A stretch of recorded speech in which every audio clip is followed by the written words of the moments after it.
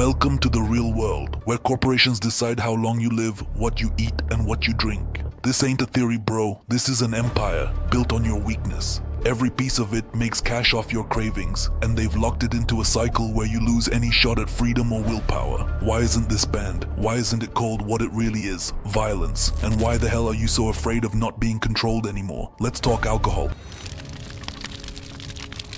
According to WHO, nearly 3 million people died from it last year. That's more than AIDS, tuberculosis, and violence combined. And it doesn't even cost that much. Athletes sell it, actors praise it, bloggers toast with it. And it doesn't cost too much either. It's pushed at every party, every wedding, every holiday. Hell, even at a funeral, if you don't raise a glass, you're the disrespectful one. They built a whole ritual around poisoning yourself. How the hell did that happen? How did a straight-up toxin become part of the culture of an entire civilization? Was it a coincidence? Or a damn good plan? After what you've just heard, you might never want another drink again. Historically, alcohol was never just for fun. It was a tool of control. You think booze was about having a good time? Hell no.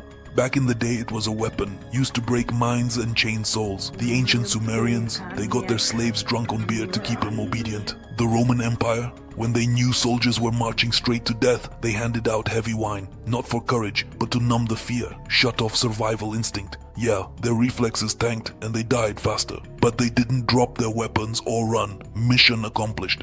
And that was still the soft version. The Incas, they used alcohol to sedate human sacrifices. Research on mummified corpses shows victims were hammered. No signs of a struggle. Just docile bodies ready for the blade. So from the start, the whole point of alcohol was one thing: control the human. But hey, times have changed, right? No more wars. Nobody needs cheap labor. Control, mass manipulation sounds like tinfoil BS, except it's not. In fact, it's easier now than ever. You don't need chains when you've got dopamine. Modern control is elegant. Just hit the right craving. Redirect a man's focus. Twist his desires. Maybe he wanted to build something. Cure cancer. Conquer the world. But if he can get the same dopamine spike by getting smashed on a Friday night with his boys, why bother? Give him the dose. Make sure it hits just right. And suddenly, he doesn't want anything else, except enough cash for the next round. And the best part, he thinks it's all his choice, his freedom. Meanwhile, he's sinking his own life, drink by drink.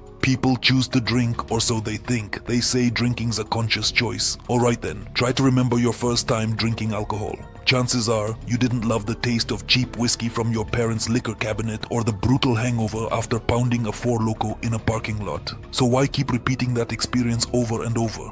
Because someone spent centuries drilling into our heads that booze is cool, that drinking is normal, even expected sometimes. Ever hear the classic, "A glass of red wine is good for the heart"? That study, yeah, it was funded by wine corporations. But in 2018, independent scientists at Harvard dropped the real hammer.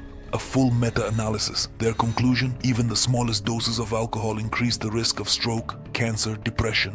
Let that sink in. There's no such thing as a safe dose. Alcohol is a f***ing poison, period. But the beast's too big to kill now. Not even the people making the poison can stop it, because it doesn't just keep the masses numb and smiling. It prints insane money. In the US, alcohol is not the primary but still a significant source of budget revenue. For example, in 1984, alcohol sales taxes brought in around $10 to $15 billion to state and federal governments. Meanwhile, in some states like Nevada or New Hampshire, revenue from alcohol and gambling makes up a substantial part of the local budget. Now the global alcohol industry is a trillion-dollar juggernaut. Billion-dollar lobbying armies, bribe scientists, crooked experts, greasy officials, paid-off influencers, all working together to drag as many people as possible into the trap, not because they care, because you drinking won't mark them winning. The awakening has begun, but the game's not over. Yeah, people are finally waking up to what booze really is. Governments are starting to panic. Too many bodies, too few babies. Rehabs are popping up, and now everyone's talking about the dangers out loud. Good, right? But hold up. While one leash gets loose, another tightens.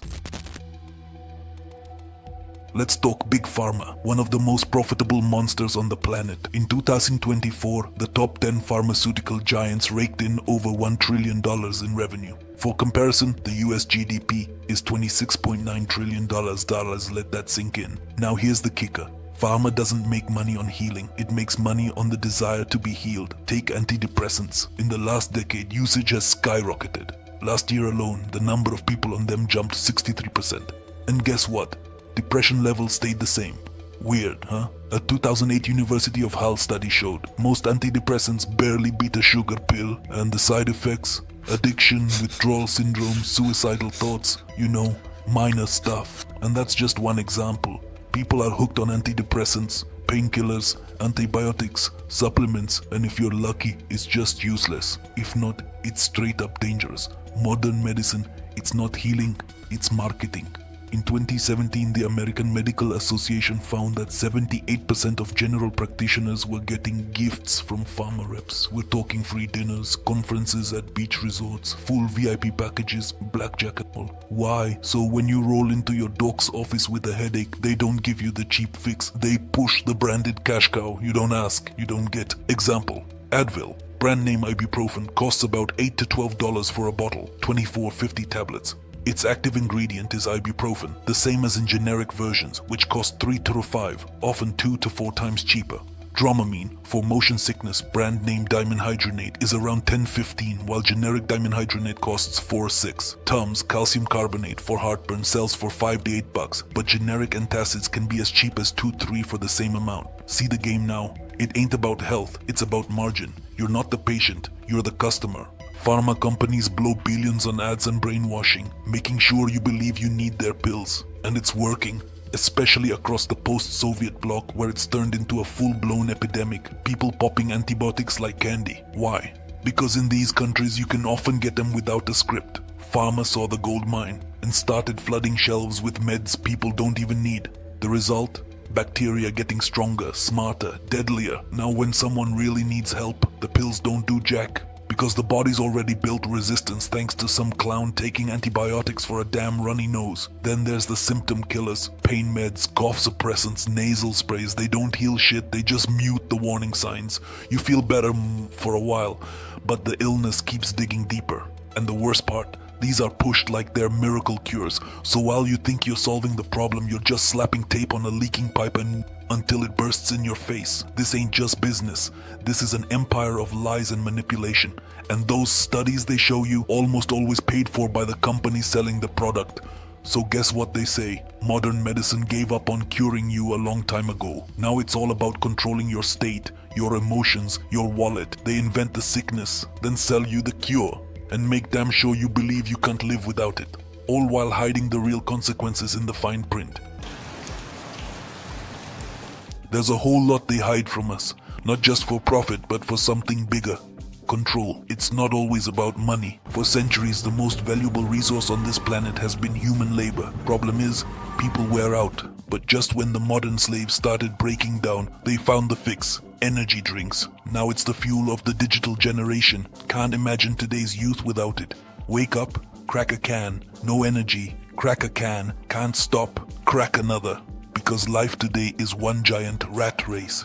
Deadlines breathing down your neck, social media shoving success in your face 24/7, and you running like a hamster even when you're falling apart. Work, pressure, 3 hours of sleep, stress from every direction. So where do you find the strength? Right there in that can. They won't give you rest, they'll give you a stimulant. So you keep grinding. 105L can of Red Bull, 32 millimeters of caffeine per 100 ml, twice as much as a cup of coffee. Then there's taurine, sugar, and of course, vitamins, because yeah, that'll totally save your ass. And yeah, this chemical cocktail does make you feel more awake, more efficient. But what's the cost? Side effects of regular use. Insomnia, rapid heartbeat, high blood pressure, tremors, seizures, headaches, cavities, irritability, anxiety, all clinically documented.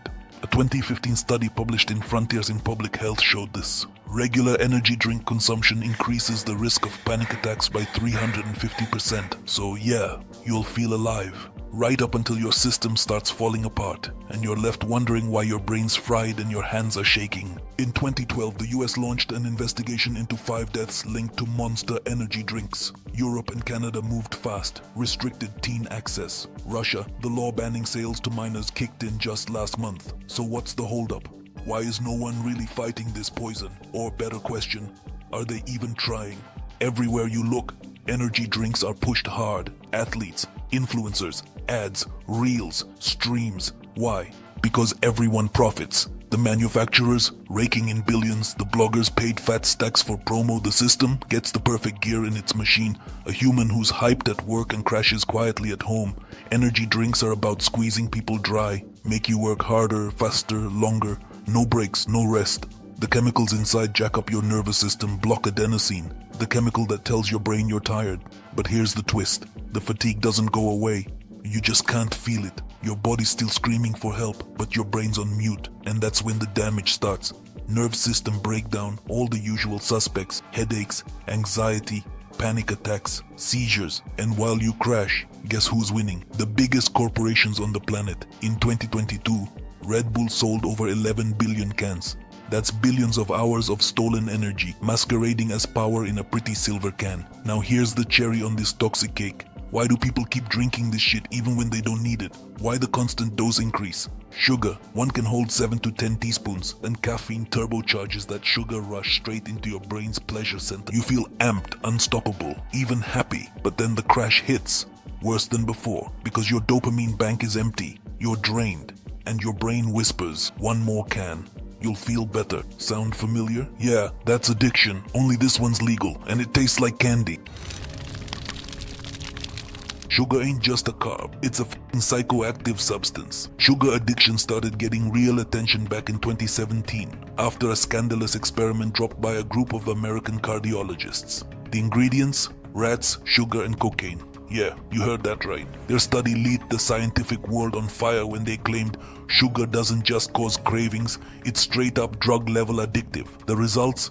Sugar hit those rats like a damn line of coke. They kept chasing the sweet fix over and over. Same brain reaction as with hard drugs. And here's the wild part. Even rats already hooked on cocaine chose sugar instead. They even showed withdrawal symptoms when taken off the sugar drip. That's right. The shakes, the stress, the obsession, all from a substance you throw in your morning coffee like it's nothing. Sure, the study got mocked, criticized, laughed off, but similar results were found in earlier and later tests with different animals and different setups. Same damn outcome. Sugar dependency. In medicine, a substance is considered addictive when it rewires your brain chemistry to crave more, even if it's clearly destroying you. And sugar checks every damn box, but no one wants to touch that truth.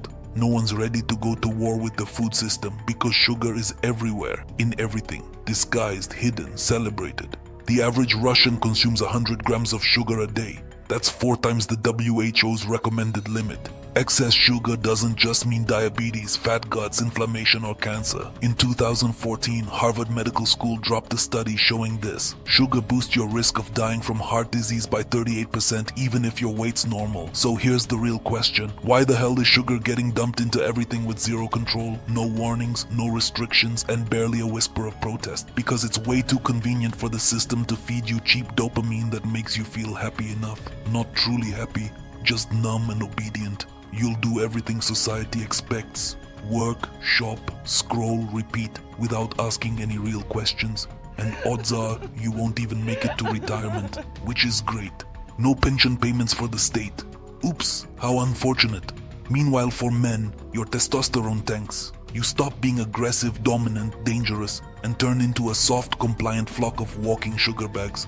But hey, you feel good, right? It's sweet, it's cozy, it's happiness. And if you feel down, just grab a candy bar. Boom, instant fake joy. Or crack an energy drink. Pretend you've got energy for an hour. Then the crash hits. Apathy, depression, emptiness. Good thing they've got antidepressants, right?